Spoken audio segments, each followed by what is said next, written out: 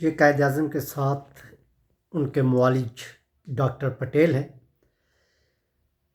ان کا پاکستانی قوم کو شکر گزار ہونا پڑے گا، کیونکہ یہ وہ ڈاکٹر ہے جس نے قائد اعظم کی جو رپورٹس تھیں، ایکس رے رپورٹس وغیرہ، جس سے ہی پتہ چلتا تھا کہ قائد اعظم جو تھے وہ ٹی بی کے مرض میں مبتلا ہے اور ان کے پاس زندگی کے 1-2 سال ہی باقی ہیں. تو قائد اعظم کے کہنے پر ڈاکٹر پٹیل نے وہ رپورٹ ایسی جگہ چھپائیں کہ انڈین اور وہ جو برٹش